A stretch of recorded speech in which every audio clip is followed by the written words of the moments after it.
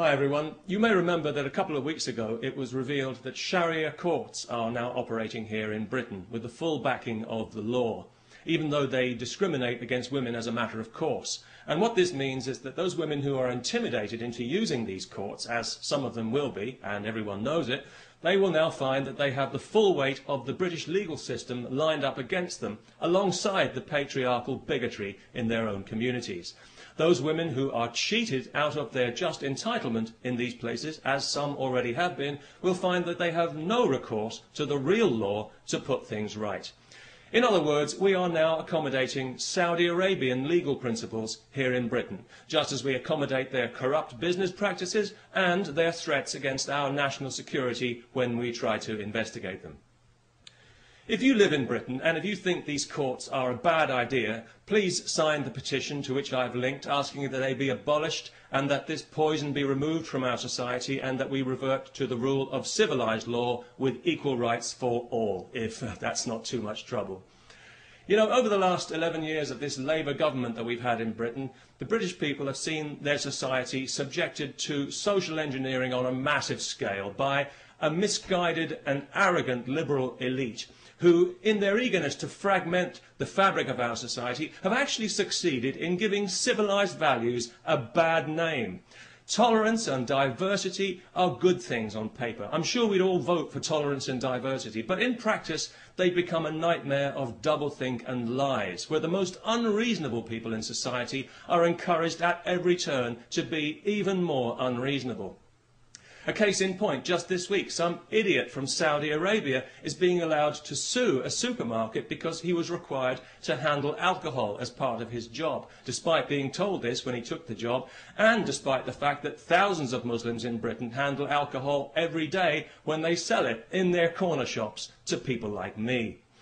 I do find it quite ironic that Islam forbids intoxication when you consider how many Muslims are seemingly so intoxicated by their religion, especially in Saudi Arabia. So it was no surprise to me to hear that this idiot was from Saudi Arabia, because I think we all know that that entire country is mentally ill. The Saudis would have us believe that theirs is the purest form of Islam. Well, I don't know about that, but it's certainly the nuttiest form. It's barking mad, if you'll pardon the canine metaphor, and it's pig ignorant, even if you won't. It's got to be just about the nastiest belief system on this faith-obsessed planet, and it's a cowardly one as well, enforced by cowardly men who are afraid of women and whose only language is ultimately violence. They're absolutely pathetic, and history is already laughing at them. If the term human rights means anything in this world, then one day the Saudis will pay out as much in compensation for their abuse of women as the Catholic Church has for its abuse of children. And I'll certainly drink to that. Because I was out earlier today, coincidentally, buying some beer, not because I enjoy beer particularly, but because I know it offends Islam.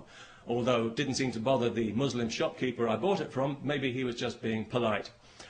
Anyway, as I was leaving the shop with my beer, two women happened to walk past wearing burqas.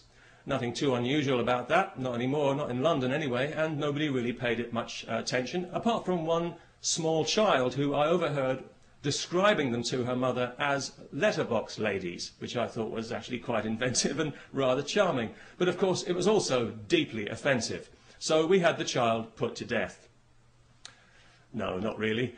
But it was lucky that neither of the women actually heard the offensive and insulting remark, because obviously each of them had her head encased in a cloth sack. So that was good, because it meant that the police didn't have to be called, no human rights people needed to get involved, and nobody required any financial compensation for hurt feelings, which I thought made a very pleasant change indeed. And of course, as a result, we didn't have to listen to any propaganda sound bites from some Islamist Saudi shill at the Muslim Council of Britain. So all in all, it worked out for the best. And it just goes to show that these things don't always have to end in tears.